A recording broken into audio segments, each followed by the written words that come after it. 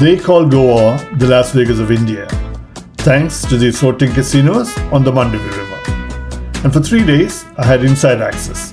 A reunion with old friends who are regulars in the casino scene meant VIP treatment. I'm a Las Vegas regular, but I've never been much of a gambler. I was here for the people, not the poker. And once we stepped away from the tables into Panjim, that's when it hit me. The VIP perks were fun, but not the point. From 400-year-old ruins to quiet beaches and sunsets, I found a Goa no casino floor could match.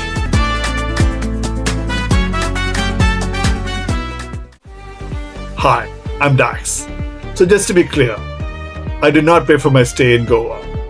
My friends were the true VIPs, and the casino extended us the same status for both my wife and I. So essentially we just tagged along. But not being tied to the tables offered us something else, freedom. So in the 48 hours that we had in Goa, we were able to explore and realize that Goa is way beyond what you find by the Mandovi. So let's jump in and find out. This is the Mandovi River, loud, neon, and the only place in India with gambling at this scale. They compare it to Las Vegas. And yeah, you can see why. The lights, the noise, the energy. But as someone who's been to Vegas more than a few times for both work and pleasure, I've learned two things. I'm bad at gambling, and I always leave with less money.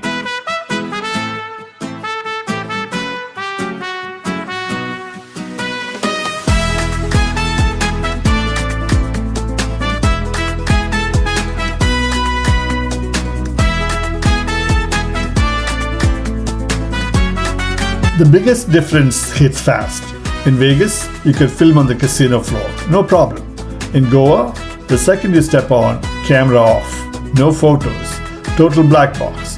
So yeah, the only casino floor shots you'll see here are from Vegas. But I wasn't there to gamble, just to take it all in. High energy shows, massive buffets, it feels more like a cruise than a casino. The energy is frantic, chips clinking, crowds chasing a win. Honestly, way more interesting when you're not the one holding the cards. The VIP access was fun, but the real perk? Getting back out and exploring Goa.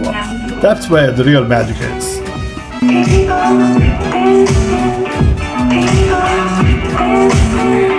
I was flying to Goa from the deep greens of Kerala via Mumbai. There's something dramatic about the shifting views. The coastal canopy of Kerala, the dense, endless sprawl around Mumbai, colorful, chaotic, and impossible to ignore. And then landing in Goa, crossing the Mandovi, spotting the first white churches by the water. It finally felt like the trip had begun. Our home base was the majestic paradise. Rooms, meals, transfers, everything just handled. It's a version of Goa built around ease, sitting somewhere between quiet luxury and the energy of the river. What stood out was the layout. Wooden units tucked under a thick canopy of trees. It feels tropical, almost hidden. The room itself was simple, modern, and exactly what you need to escape from the midday heat. You do get the sense that the hotel is primarily focused on servicing the casino clientele and providing a seamless experience, transitioning from high intensity of the casino to the quiet calm of the hotel grounds. I did wonder why the casino did not offer rooms on board such as the ones you see on this cruise ship. If you're enjoying the video, please consider subscribing. As a small channel, your subscription is very valuable to us.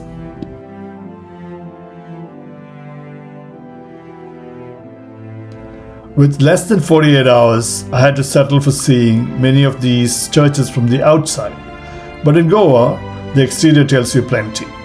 You've got the bright white zigzags of Our Lady of the Immaculate Conception in Panjim, an instant glimpse into the state's Portuguese past.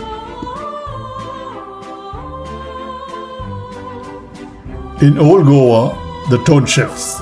The red laterite of the Basilica of Bom Jesus, raw, unplastered, stands across from the whitewashed symmetry of St. Francis of Assisi. Different approaches to preservation, but both carrying centuries of history in very different ways.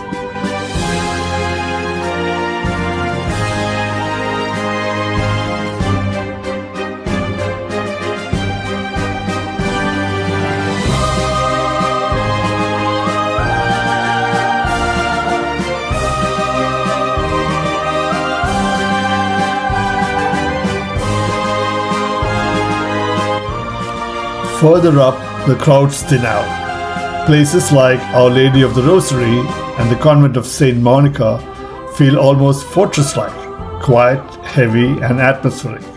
A reminder that long before the casino boats, Goa had a very different kind of presence. But for scale, nothing comes close to the St. Augustine ruins. Once one of the largest church complexes in the world, now reduced to a 46-meter bell tower and scattered remains. Walking through it, the size alone catches you off guard. This is where I could slow down, take in the textures, the weathered stone, the fragments still holding on. No noise, no spectacle, just wind moving through what's left.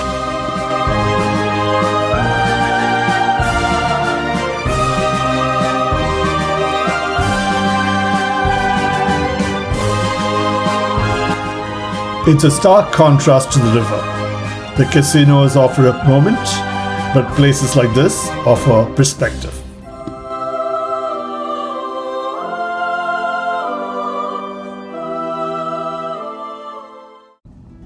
After the neon lights and the windowless casino floors, this felt like a reset. We skipped the party beaches and came to Vagator. Red cliffs, open space, and a kind of calm that makes poker chips feel very far away.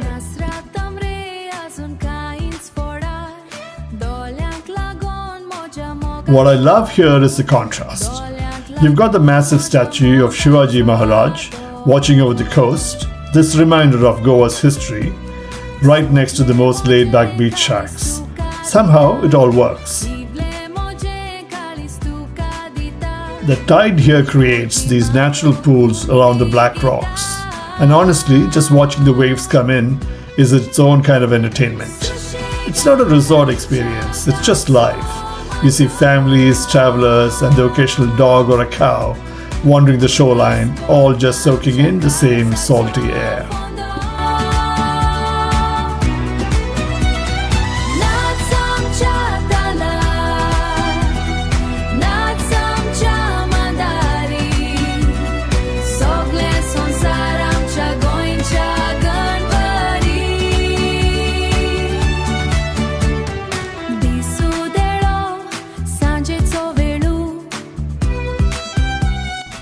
We found a spot at a local shack, ordered a few drinks, and just sat.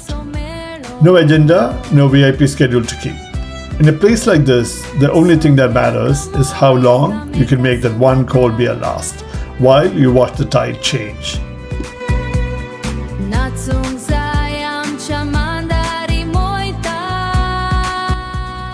Since I wasn't spending my time or my luck at the tables, I decided on a different kind of investment. A beachside foot massage.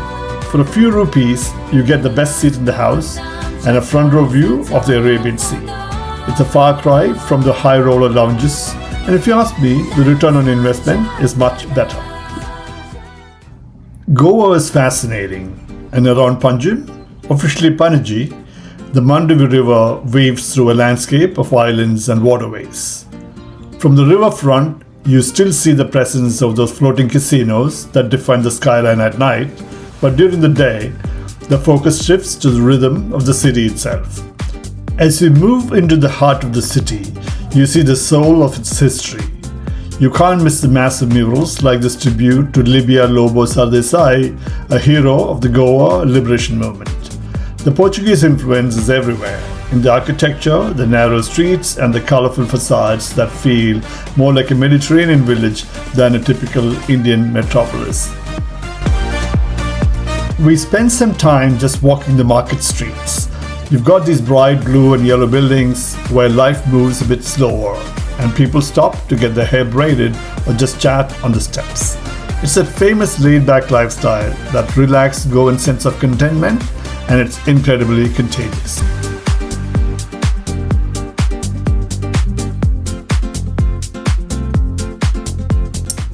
But Panjim is also a modern hub. Once you step away from the heritage zones, you see the other side of Goa. The newer shopping complexes and familiar storefronts look much like any other coastal city. It is a reminder that Goa isn't just a living museum. It's a working, growing town where the old world and the new world have learned to live side by side.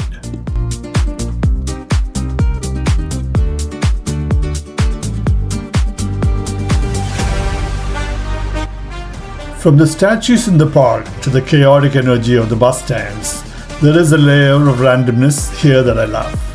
It's a city of contrasts, where a high-end jewelry ad stands right next to a 400-year-old archway. It's messy, it's vibrant, and it's completely authentic.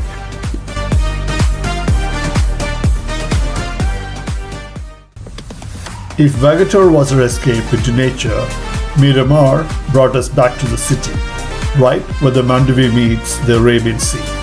It's one of the most accessible beaches in Goa, with a very different energy. Less tourist spectacle, more local backyard.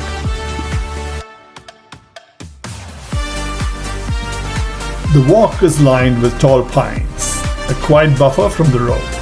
Families, joggers, kids playing. It's a reminder that beyond the Vegas label, Goa is just lived in. At low tide, the beach opens up into this wide stretch of sand. No cabanas, no parties, just space, horizon, and time to slow down. And as the light fades, everything softens. No noise, no stakes, just a quiet moment at the edge of it all. So was the VIP access worth it? Absolutely. But looking back at the 48 hours we spent exploring the ruins and the coast, I realized that the best parts of Goa are the ones everyone is invited to. It turns out, even a Vegas regular can find a different kind of luck out here. Thanks for coming along on this reunion. If you've been to Goa and found your own point to the trip, let me know in the comments. I'll see you in the next one.